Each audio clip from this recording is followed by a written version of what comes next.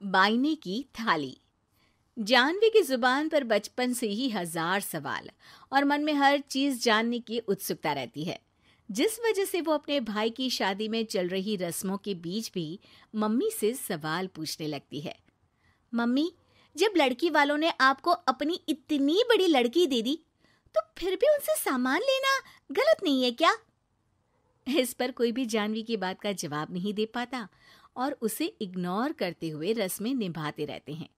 शादी संपन्न होती है और भाभी घर आ जाती है, जिसके बाद जानवी के सवालों का सिलसिला अब भाभी के साथ शुरू होता है। भाभी, मुझे आज तक एक बात समझ नहीं आई, हमेशा सारे बलिदान वाले काम लड़कियां ही क्यों करे?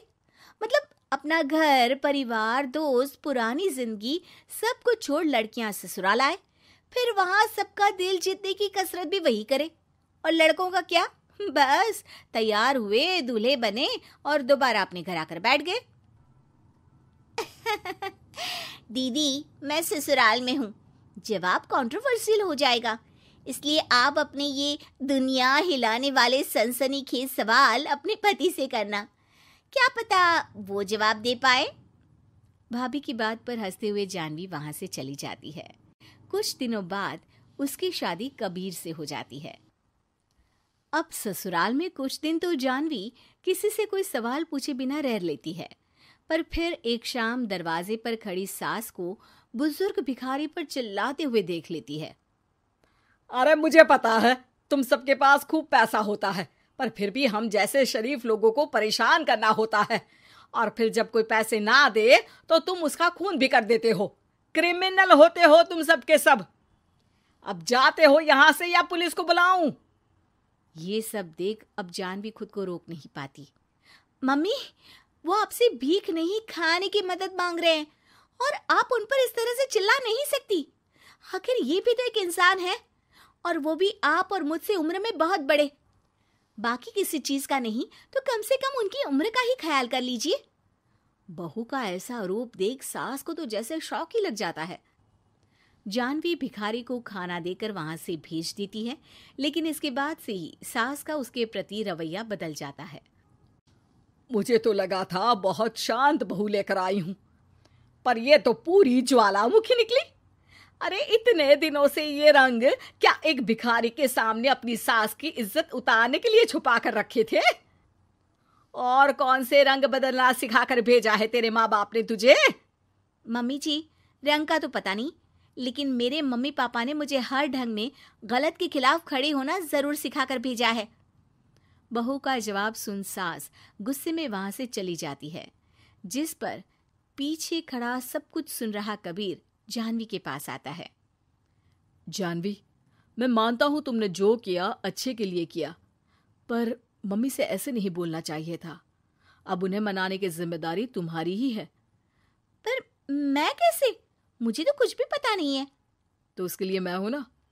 कुछ दिनों में ही सकट का त्योहार आ रहा है, तुम बस बायने पर मम्मी को देने के लिए एक सुंदर साड़ी ले आना, तुम्हारा काम बन जाएगा। ये कहकर कबीर वहां से चला जाता है, लेकिन व्रत और त्योहारों से अनजान जानवी कंफ्यूजन में वहीं खड़ी रह जाती है, जिस पर वो भाभी को फोन लगाकर सारे व्रत और उनके महत्व समझती है।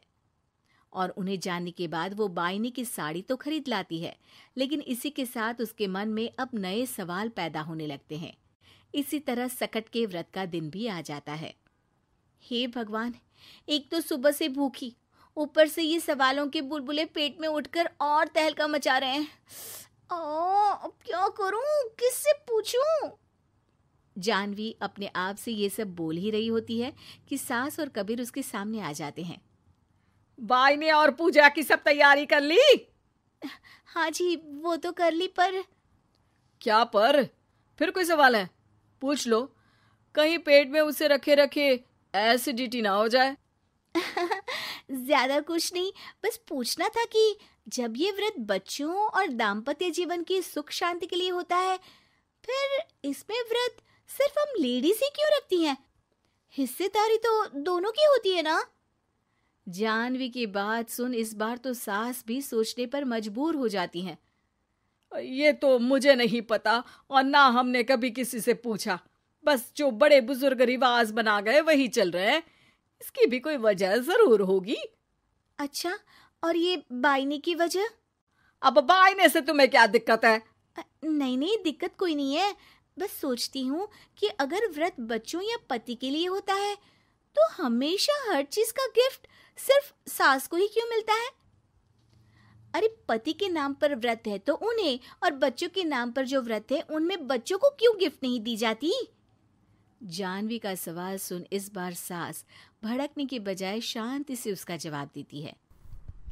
वैसे ये सवाल एक बार मैंने भी अपनी सासू माँ से किया था, तो जवाब मिला कि सास की वजह से ही पति मिला है, इसलिए एक थैंक यू और इज्जत की तरह उन्हें ये बायना दिया जाता है। और बच्चों वाला तो मुझे भी नहीं पता। बाकी इस बात की भी कंफर्मेशन नहीं है कि सासू माँ ने ये सिर्फ मेरे सवालों को शांत करने के लिए बोला था या ये सच भी है। सास के जवाब और जानवी के सवाल से अब वो दोनों ही कंफ्यूजन में हैं कि आखिर सच और वजह क्या है। अगर आप लोगों के पास इन सवालों के जवाब हैं तो कमेंट करके सबके साथ ज़रूर शेयर कीजिएगा।